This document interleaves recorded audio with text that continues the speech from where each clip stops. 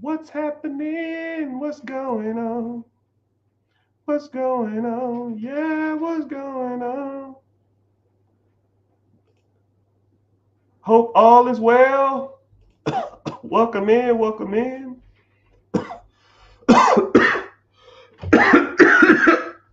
Welcome in from all social media platforms: Facebook, YouTube, Twitch, Instagram, Facebook, X, Twitter, whatever you want to call it, TikTok.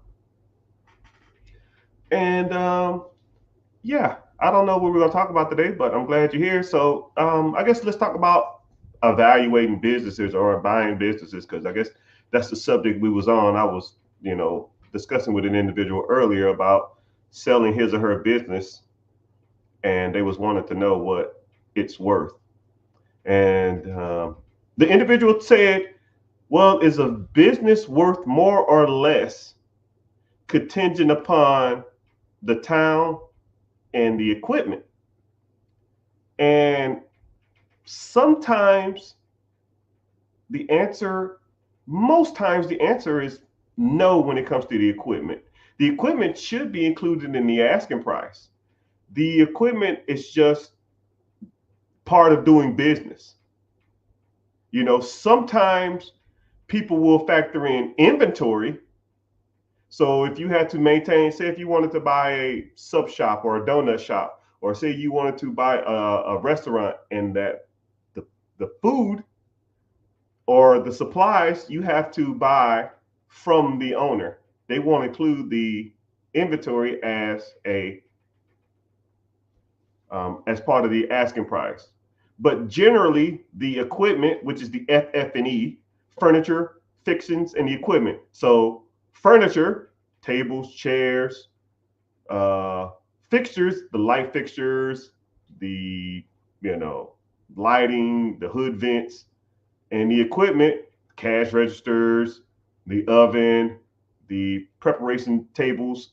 Generally, that stuff is included in the purchase price of a business. And a lot of people feel like since they paid a certain amount for it, then this should be extra. No, it's just a part of doing business. A lot of times, whenever you factoring in the multiplier for a business, you know, when you factor in the multiplier for a business, you're not going to look at the equipment. Generally, you're not going to factor in the inventory either. It's pretty much the asking price versus the seller's discretionary earnings, SED or SDE, seller SDE. That's pretty much what defines the multiplier. And the crappy part about it is, I've seen certain industries go for a ridiculous multiplier, and I've seen the same industry go for a super buyer friendly multiplier. So it's really subjective to the seller and the buyer. A business is like anything. A business is worth what a person is willing to pay for it at the moment. So if you have a business and the multiplier on that business is a three multiplier, you're making $250,000 a year. So it's a three multiplier. 250 times three is 750. So you'd be selling this business between 700 and 800,000. And you say, well, I want $2 million for it. All right, cool. Throw $2 million on it. If some clown out there in the world wants to pay $2 million for this crap, then sell it.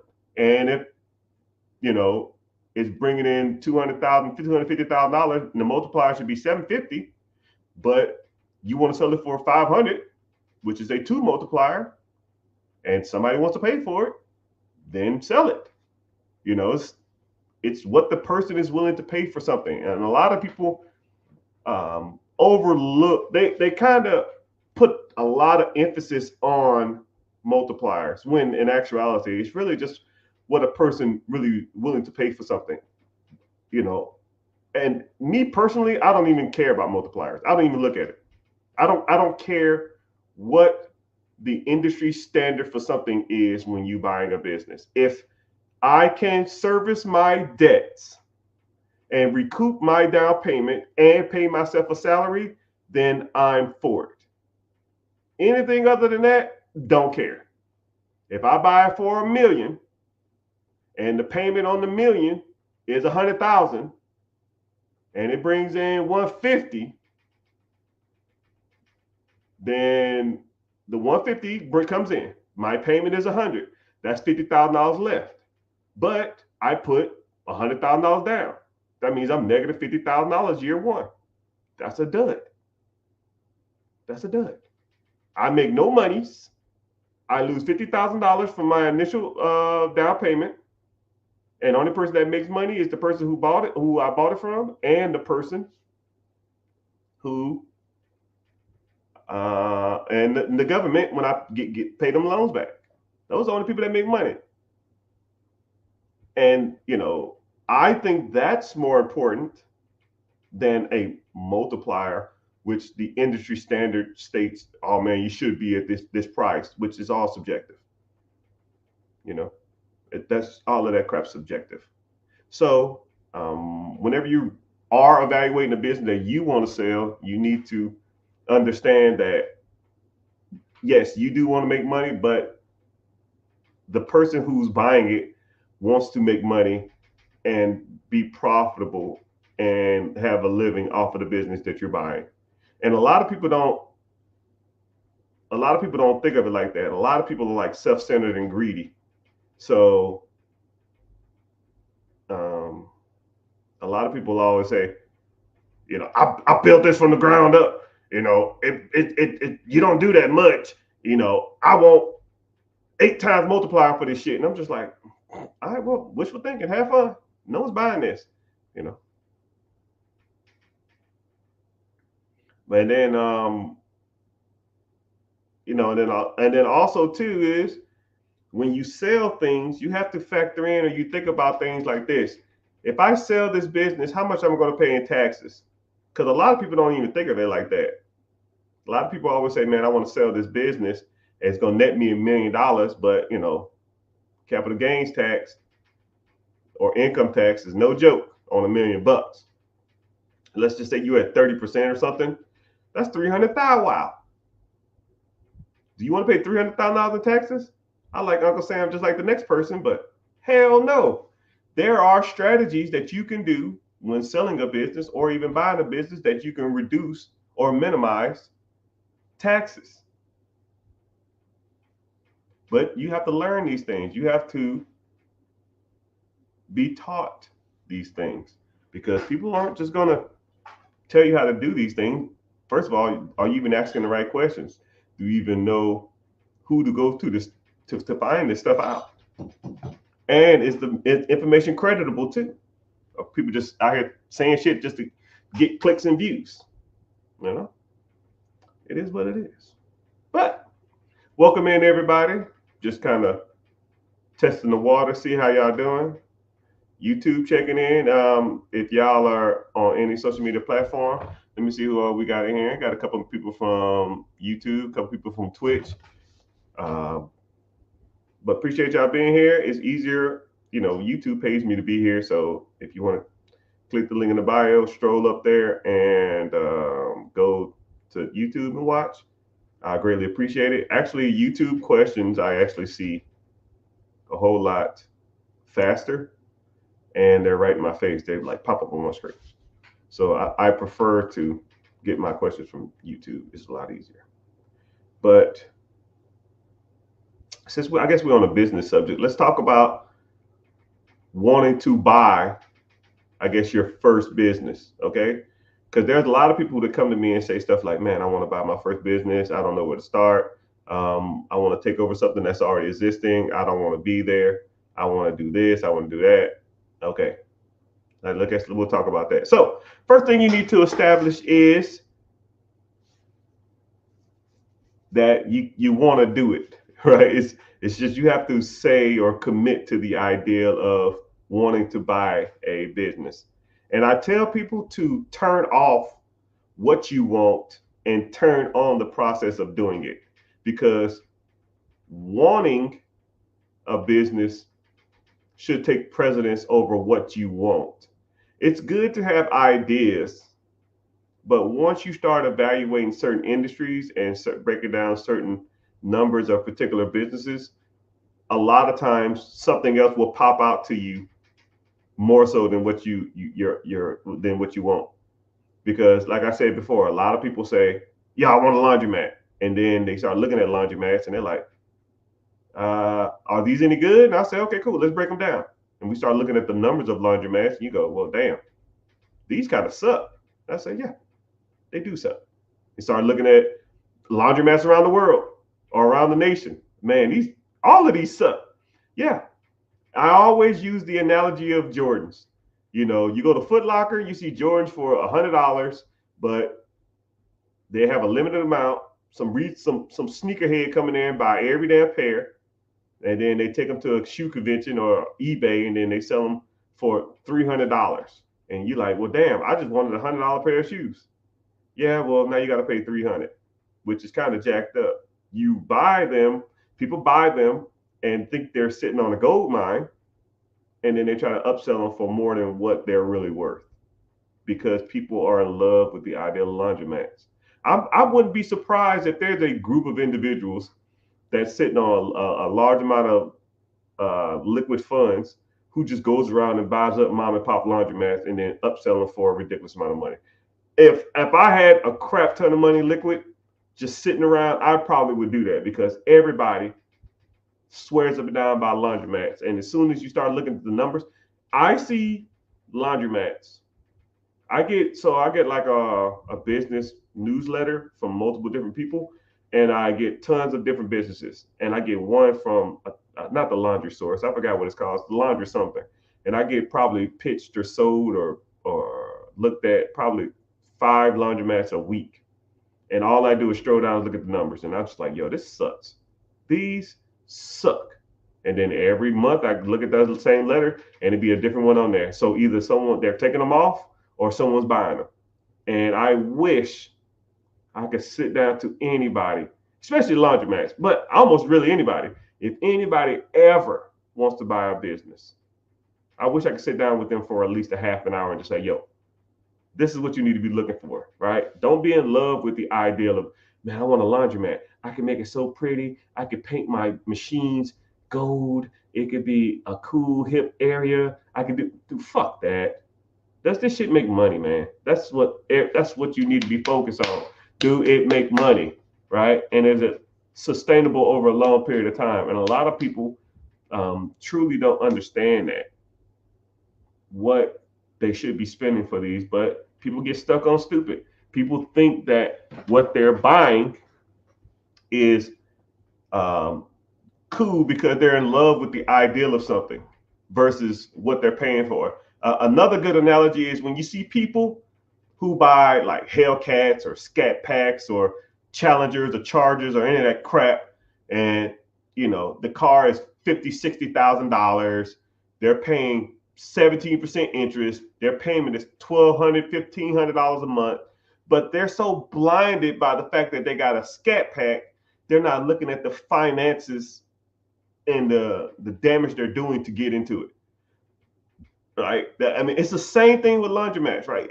If people are hell bent on a certain object, a certain business, oh man, I want an apartment complex. So you're gonna overpay for an apartment complex because that's what you're hell bent on. Oh man, I want a laundromat. You're gonna overpay for a laundromat because that's your idea. Oh man, I want a Scat Pack or a Hellcat or a Track Hawker, all that crap. And then now you're stuck on stupid, thinking that I'll do anything to get in this car. I'll do anything to get into this apartment complex. I'll do anything to get into this business. When in actuality, that business, that car or that apartment complex is super overpriced and it's not worth half of what you're going to pay for it.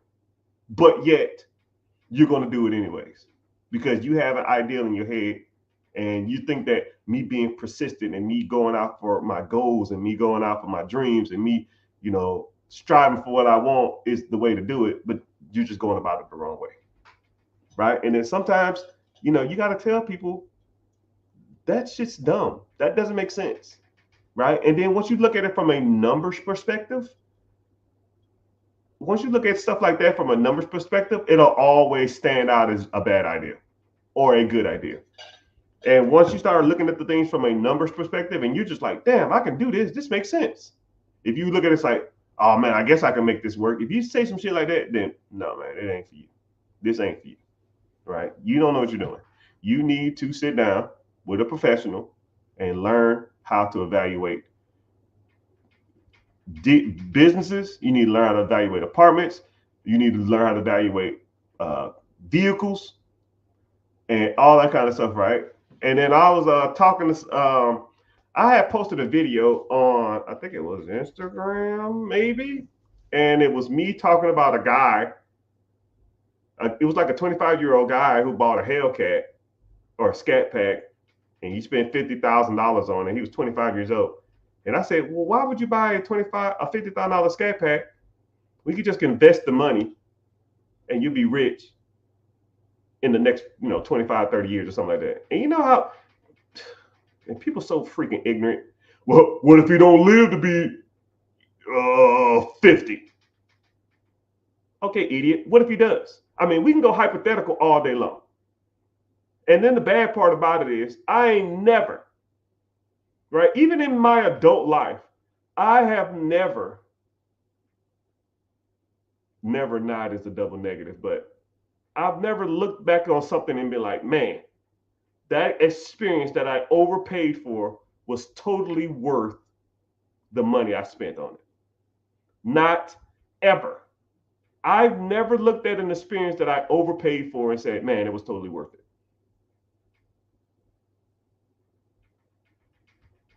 I can't. Every car I've had was not worth it. Think about it. What car have you purchased and made monthly payments on was worth it? I've had $1,000 car payments. I bought $5,000 cars for cash. You know, the crazy part about it is I bought a car and it was, let's say, $1,000 a month for 72 months, $100,000 car. And the bad part about it is right before the damn thing's paid off, it started acting up. Right before. And I said, okay, cool, let me just get another one. Buy another $60,000 car. 5, 6 years later, right before that shit started being paid off, it started acting up again. So I'm thinking to myself, why do I keep buying this shit? Right? And I've never been like, man, I feel so cool driving this car. All I'm thinking is, damn, I got to pay this $1,000 a month and the first. That's all I'm thinking. And a lot of people don't see that as a problem. They see it as normal. And people in the comment section say dumbass shit like, well, he needs a car. Yeah, he needs a $55,000 Scat Pack.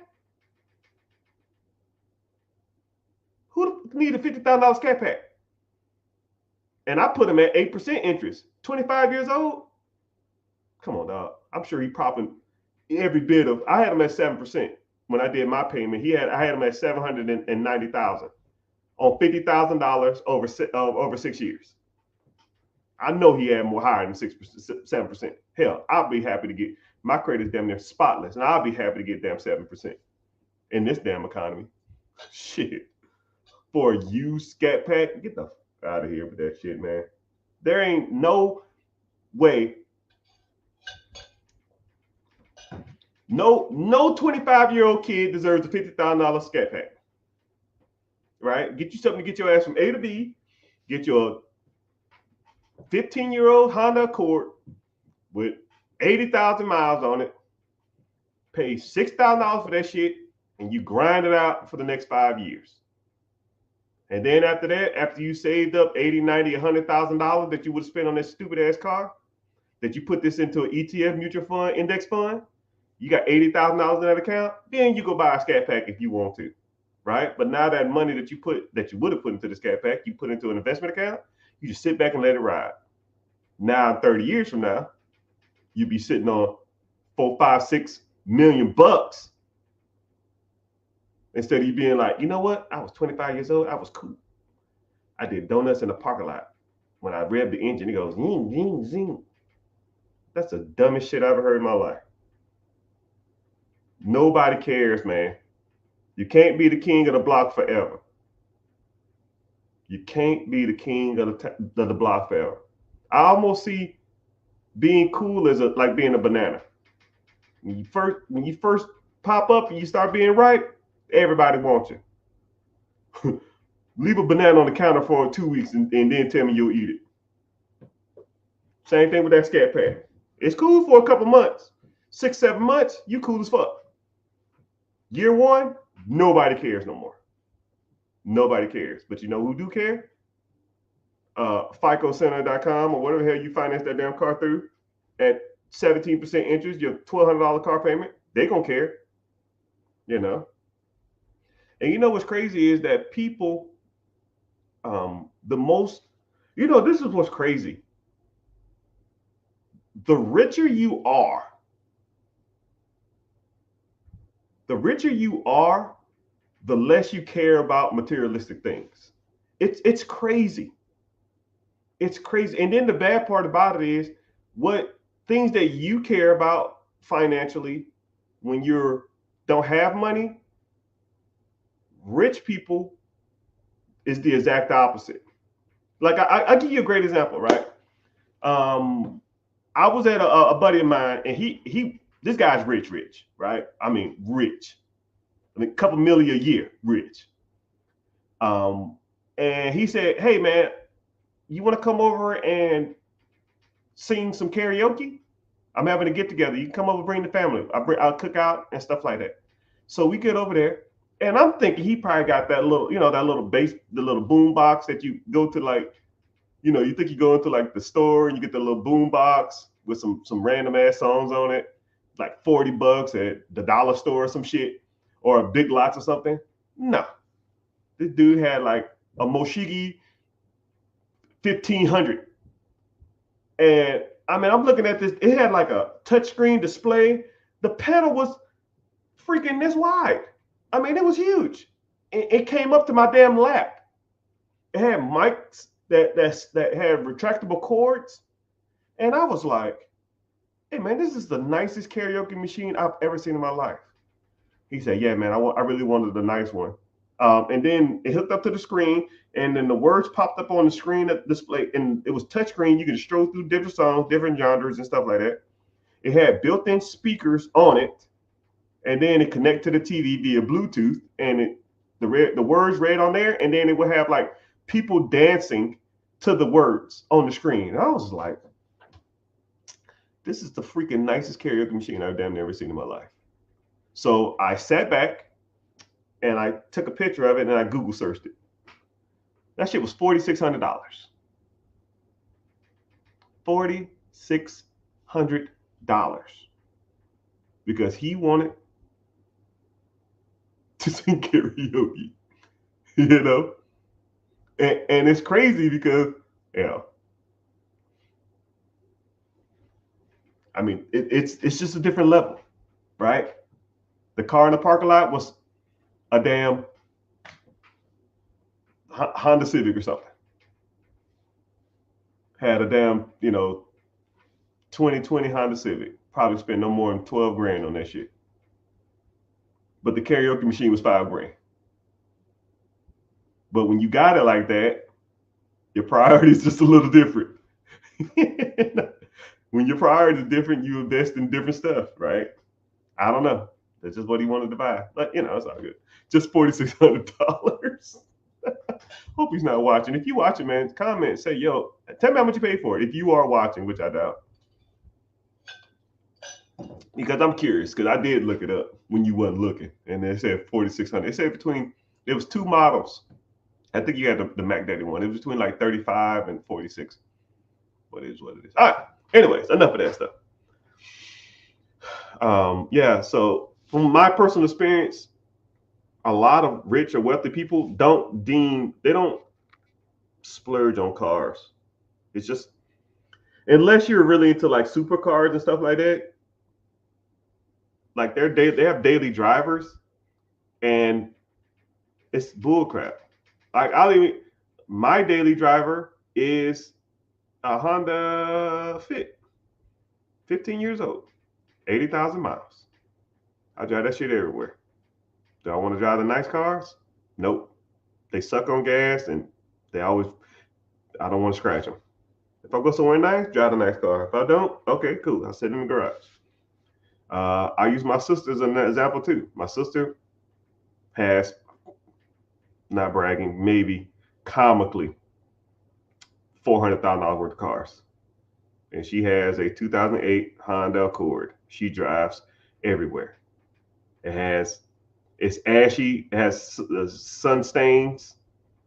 It has a donut, two hubcaps. It's like three different colors. $400 to $500,000 worth of cars, and drives the Honda everywhere. Right? She go to an event, she'll drive the nicer cars. But why? It's crazy. It's crazy that you can afford the stuff and you still don't even want to use it. It's just, I don't know. It's just weird. But anyways, man, I'm on a rant. I don't want to hear that. Okay, so cool. Well, what's going on in y'all world, man? I gotta get off here for a meeting here shortly, so I'm not gonna stay here too much longer. So what y'all got going on?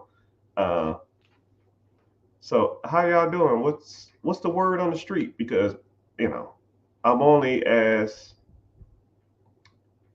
I only know what y'all tell me because it's so, out here it's so weird. But I don't know. I don't really. I'm kind of out of touch because I really don't talk to a lot of people. I don't know what's going on in the world. I know it seems like everything's like a struggle and everything is like harder than it is, especially it being like, and it seems like the country's always divided with politics and the have and have nots. It's kind of weird, right? What is my day job? You must be new here.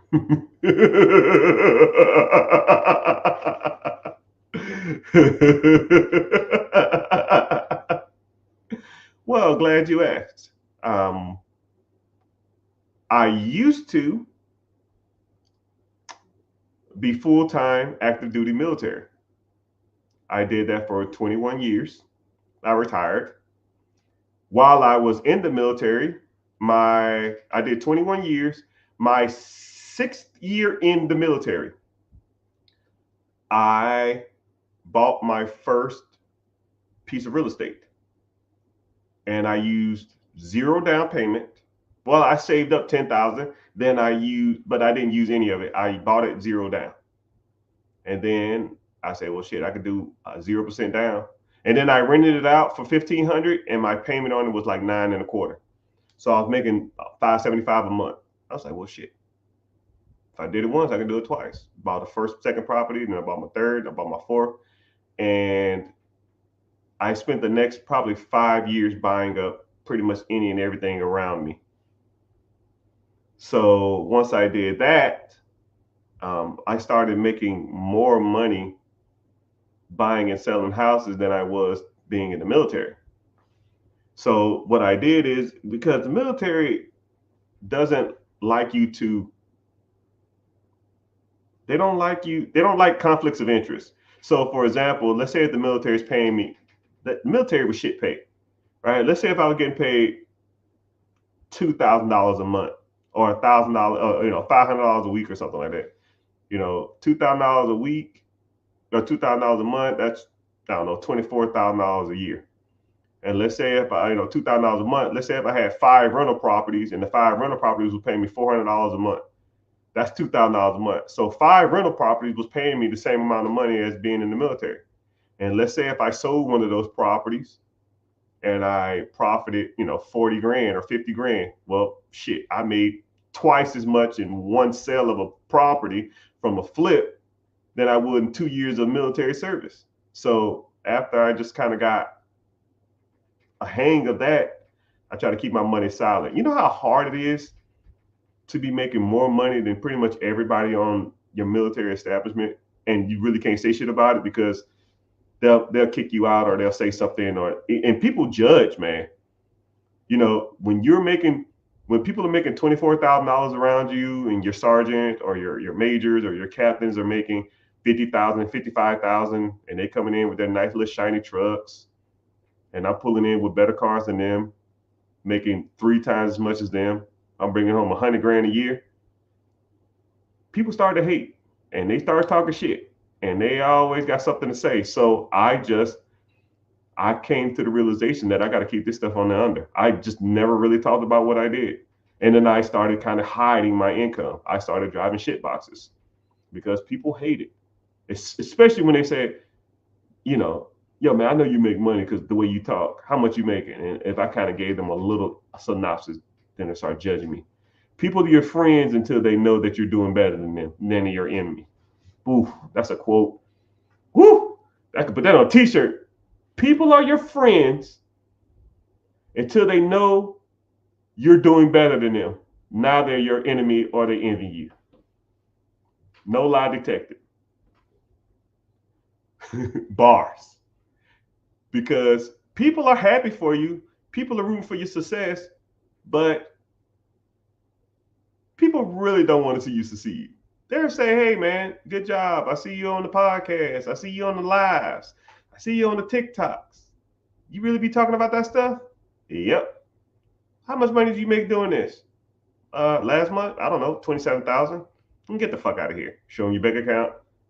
They don't fuck with you no more. Or then they'll start asking for money. Oh, give me a, why don't you? Or then they'll start telling you what to do with your money. Well, you drive a piece of crap Prius. Or you drive a 4x2 pickup truck with 4 different colors. Or man, you drive a Honda. Why? I know you can afford it. Stop being so cheap. But you shut up. I don't tell you to do with your money. If you want to go out here and spend $1,500 on the damn F-150 and be struggling every month, that's your choice, right? I don't tell you what to do with your money. How about this? Sell that piece of shit ass Ford and get you something decent and reliable that's half the price with no payment on it, and you don't have to worry about it. And then you can invest your money. Oh, what really bothered me when I was in the military is I would show people how to do stuff, and then they just do it. You know, people want guidance, but people don't take your guidance. It's almost like they're hearing you, but they ain't listening. Hey man, you need to probably go into this account. You probably need to buy a house. You probably need to invest in this. You probably need to start looking into this. Oh man, that's pretty cool, man. That's pretty smart. 6 months later, nothing, bro. Anyway, so anyways, back to the question at hand. I was in the military for 21 years, served multiple wars, lived over all different places. Oh. And then I started buying a lot of real estate. And then I had a decent units. This is where the game changed. This is where I went from doing okay to doing like baller status, right? I don't really, baller status is kind of subjective too, but I was playing golf, and I was with my neighbor who was a professional golfer, but he's retired. It was 2 other guys with him and another older guy, which was his friend. But the other 2 guys was the more relevant. I asked them, hey man, what do you do? He said, oh, I'm a real estate investor. I said, oh man, I invest in real estate too. He said, oh, I said, well, how many units? We call them doors in the industry. How many doors you got? I kind of started talking about my stuff. He was like, oh, okay, that's cool. I was like, that's cool. Like, oh man, that's cool. That's cute. Like, what the fuck? What do you mean that's cool? I said, what about yourself? This mother clucker talking about I got 30, either 31 or 32, 30, I think it's 31 or 3,300 units. Or doors. So you got 3,100 doors. He said, yep. I said, get the fuck out of here. Dude, you're like 29 years old. And he said, well, that's what I got. I said, man, get the hell out of here. You ain't got no damn 31. He's like, yeah, I do. And I said, all right, whatever. And I started talking about like how they do it, like birth strategy, syndication, wholesaling, fix and flip, syndication, lease options, commercial, multifamily. And he knew what he was talking about. And I was like, okay, yeah, this guy's not fucking around. So then I started talking to the other guy, and he says, I'm in private equity. And he said, I said, what does that mean? I said, I've always heard that term, but I don't know what that means. He said, private equity is just buying existing companies and holding them for a certain amount of time and then selling them. And he said, and I said, like, do you just Like you just buy them and then pay them off and then you sell them to someone else or something? He said, no, but once you understand what businesses should be selling for, once you see something that's underpriced, then you could just buy it. And once you buy it, you put some systems in place, you make it more profitable, and then you sell it for what it's worth. Right? And a good analogy, I'll always do this. Let's say I'm y'all comment y'all cars, right? So the first person who comments their car, I will do the analogy that he gave me. He said, yo, man, what kind of car you got? So I always like this analogy. So I'm gonna kind of break this down for you, how private equity is buying something undervalued is. Okay, someone said a Mazda. Okay, let's say your Mazda is worth 10 grand. Okay, it's worth $10,000 all day, all over America. Okay, and you said, I want you to start looking for Mazdas for sale. You said, okay, cool. You start looking for Mazdas, your year, your mileage, your color, whatever.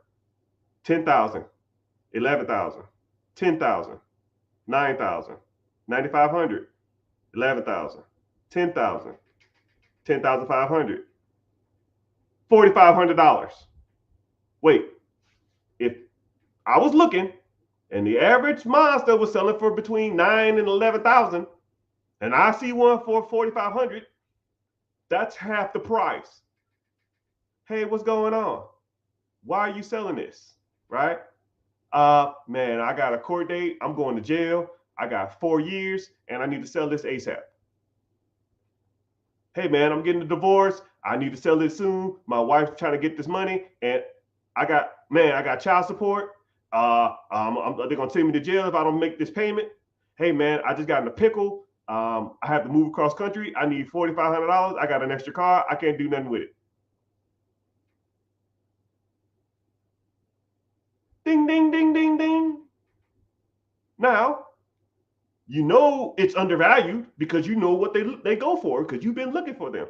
So what do? You buy the shit. Okay? And then you take it to AutoZone. You put you an air freshener in there. Put you some floor mats in there. You get some Armor All and clean the seats. Clean the dashboard. Now that shit is worth 9,000 to 11,000. Now you sell it. Hey, if the average cars are going for 9,000 to 11,000, you put it back on the market for 9,100. Someone's going to come along and say, yo, this is $1,000 less than what everything else is selling for. You say, I fucking know. You put it back on and then you sell it to him. Oh man, I'll give you 8,800 for it. Deal. Because you got 4,500 plus $200 worth of damn upgrades. You sell it for 88, you got 48 into it, you make $4,000. Rinse and repeat. Same thing, but with businesses. Let's say there's a Dunkin' Donuts for sale. You got a Dunkin' Donuts, you know what Dunkin' Donuts are going for. Dunkin' Donuts, yours is worth $500,000. You start looking for other Dunkin' Donuts, $500,000, 510, 490, 500, 490, $300,000. Ding, ding, ding, ding, ding, ding. Hey, what's going on? Why are you selling this? Oh man, the owner of this got really sick. It was my father's. He got sick. He's on his deathbed. He don't want to deal with it no more. He just want to sell it, liquidate the funds, and then give the money out to his kids before he passed. So we just trying to sell it at a good price to get rid of it. Cool, I'll take it. Go get a loan for it. Boom. Hold on to it for a year, year and a half, 2 years. Sell it for $500,000, and it's cash flowing. So now, let's say you hold on for 2 years. It's bringing you in $200,000 a year. So now you buy for 3. You make $200 a year. That's $400. So now you positive $100,000, and then you sell it for $500,000. So now you make another $200. And so now you up $300,000. Anybody can do that shit, people. Anybody. You just got to know how to do it. And he broke it down to me just like that on the fucking the backside of the ninth hole. And I said, fuck, you were 100% right. I said, man, I need to start learning how to evaluate businesses. He said, treat me to lunch. You seem like a cool guy. I got you. His time was way worth more than lunch. Way more. And then his brother works for the State Department that assists people for buying businesses. His brother taught him how to do it. And he worked for the State Department. And I said, yo, man, you work for the State Department. I know you just on government stuff, right? I mean, can I just come down and we can hang out or something? Man, I brought him lunch. Man, I got there like 10 o'clock. Man, I left there like 3:30 in the afternoon. We was talking for like 5.5 hours. And dude, he put me on all the game. Your network is your net worth. He put me on all the game. And once you start sitting back and looking at private equity and real estate like that, cool. And then I asked the 3,100 unit guy. I said, hey man, how'd you get money for 3,100 units? I got a loan from a bank. I got a buddy that will loan you as much money as you want. I have a buddy that will loan you as much money as you want, but you got to take the chance. It's not cheap money, but you can get whatever you want. I called the guy. He said, I'm gonna give you his number. Don't waste his time. Do not waste his time. I called his ass. Hey man, what's going on? Hey, what's going on? You trying to get some loans? Yeah. Can you tell me more about it? Man, I ain't got time. But I'll send you an email. Click. What the fuck? I looked at the email. He said everything I raised him, he wants 10%. It's like, fuck. All right. You know, and I was like, 10% is expensive. I'm not paying that shit. And then I called the guy that had 30-some hundred units. And I said, yeah, man, this dude tried to charge me 10%. He said, you want the fucking money or not? He said, I'd rather pay 10% of it something and have the money, and then I can put that to work, or have 0 of 0. It's your choice. I said, you know what? Fuck it. I don't care. And then I sat around. I tried like, yeah, I can just raise capital cheaper than this. I tried it, and I said, I can't do this. So then I used the guy. I called him and said, yo, I'm ready. Let's just do it. I don't give a fuck. Man, it was like 3 weeks later. I had $127,000 in my account. And I said, let's go.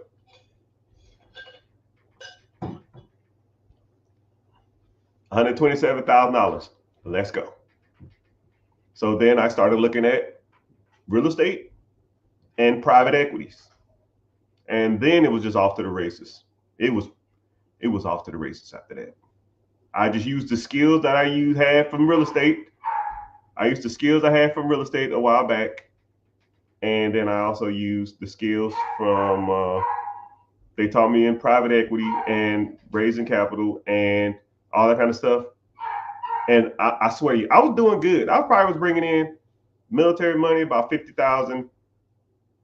I was still active duty doing this stuff too. You know, so people say, I got to work and stuff to do this stuff. I was like, you an idiot. Like, there's no way. You still can do it. You're just making excuses. If there's not a person in the world that tells me they work more than full-time active duty military, there ain't a person in the world. I'm pretty much called 24/7. I'm working 12-hour shifts doing war exercises and stuff like that, while on the phone with conducting, $100,000 deals in a bunker. You can't tell me. No excuses. Don't want to hear that shit. And I was probably bringing in $140,000, $150,000 a year between the real estate and my full-time job in like 2000. And I had a decent amount of properties, but I wasn't bringing in that much money. And then after I did that, I shot to the moon. I was gone. Then after about 2 years of taking that money and just flipping it, then I started having like 6-figure months. So 6 figures, the most I've ever made in 1 month, if the IRS is not listening, $350 a month, which it is what it is, man. It is what it is. Allegedly. It pretty much catapulted my business, right? So for those people that thinking they're out there, they can't do this, so they want to do it, but they can't, or they don't know how. I'm living proof that this shit works. Homeless, Join the United States military with a toothbrush and a book bag.